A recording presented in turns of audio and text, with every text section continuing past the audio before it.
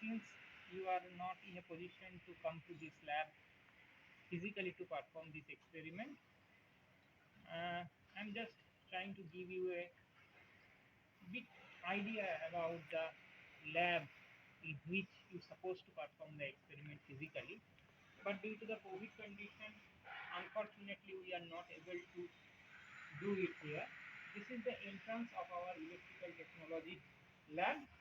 Then this is the way to normally enter in the lab. Then if we come inside the lab, this is the table in which normally the faculty members or the supervisors who are taking care of your experiments used to sit. Every day you're supposed to submit your lab copy over there, the previous day lab courses. And after that, in this lab, this portion, if you see, you can see so many almirahs are there here. In the right side of this almirah is the electrical measurement lab is there, network theory lab is there, and the left side portion is your electrical technology lab. You can see lots of setups are there, panels are there, you can see here, and these panels represents the corresponding your experimental setup for all the experiments which is supposed to perform in this lab. So let us come in this side. Different lab setups you can see are available here. Now, since today we are going to discuss our experiment, that is experiment number 4, calibration of energy meter. So for this reason, let us directly proceed to that panel. That panel is situated at the end portion of this side. You can see different setups are there. Other faculty members will explain those setups to you. We are coming to our setup, that is the calibration of the energy meter. You can see it is written here, calibration of energy meter.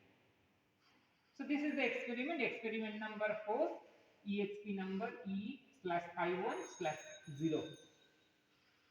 So if we see this manual of this experiment, let us see towards the manual of this experiment. Title, as it is mentioned, calibration of energy meter. What we will have to perform? We will have to perform the short time test to find out the speed error of the energy meter which we want to calibrate. Then there is a long time test through which we will find the registration error. Registration error means energy meter. If you see the energy meter, there are some dials through which how much energy consumption is taking place, that is registered. This type of energy meter, in the previous theoretical discussion what we have made actually on 3rd January 2022, I have told you this is cycloroller. Through the cycloroller we normally able to understand what is the present reading of the energy meter. You can see the disk is also there in the energy meter. Black mark is the central position of the disk with respect to this. You can find here one straight line is there. When this black mark crosses this straight line, so and after that it completes one revolution and comes here, we can say one revolution is over for the energy meter. Here also you can see for this energy meter also disk is there, and direction of rotation by this arrow it is mentioned, it will be in this direction, that means anti-clockwise direction. This is the test energy meter, and this will be your standard energy meter in case 3, not case 1 and case 2 part of this experiment. Because in case 1 and case 2, this watt meter we will use as our test meter, which will measure the power, and the duration of time we will also measure using stopwatch. From that we will be able to know what is the corresponding energy consumed for a particular portion. That we will have to do. There are certain bulbs are there which will act as electrical loads Through this switch we can switch on or switch off the bulbs. This is 200 watt incandescent lamp, this is 100 watt incandescent lamp, it is 100 watt incandescent lamp. So total 400 watt load is connected. These are the voltmeter. This is the voltmeter which is measuring the voltage. You can see voltmeter we normally connect across the parallel. So here you can see this is the voltmeter we have connected parallel to the load terminal. So it will measure the load voltage. Here in this voltmeter if we see there are two scale, one is 0 to 150, another scale is 0 to 300. Since if we see this energy meter, it is mentioned here the rated voltage is 230 volt. Rated voltage is 230 volt. So that's why we will have to apply 230 volt here.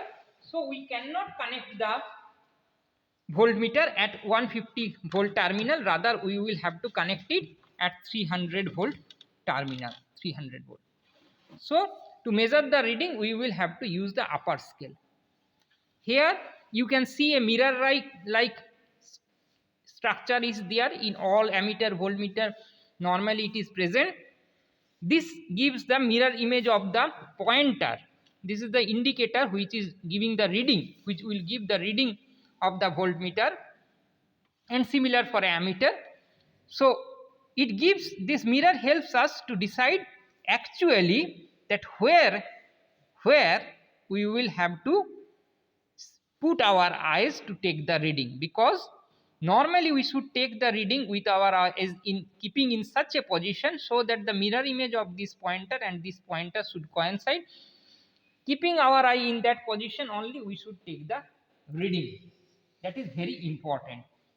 Otherwise error will occur. That error is known as parallax error. So that should not happen. Similarly for an ammeter also you can see this type of mirrors are provided to avoid the parallax error. Wattmeter also you can see this type of things are provided. I will, when I am explaining this experiment, these things, I will request all of you always keep open your circuit diagram for this experiment. That means manual should be open along with you so that you can understand the experimental process properly. So in this experiment, two stage I have already discussed, that with respect to the test standard wattmeter, we will have to find out the short time error and long time error of the test energy meter. In the third phase, instead of using the wattmeter, we will use another energy meter as the standard energy meter. This is standard energy meter is written. So with respect to this energy meter, what is the difference in reading of test energy meter? That we will calculate, that will be the corresponding your percentage error in the calibration process. So three process will be there. In case 1, short run test where standard is wattmeter. Case 2, long run test when the standard is wattmeter.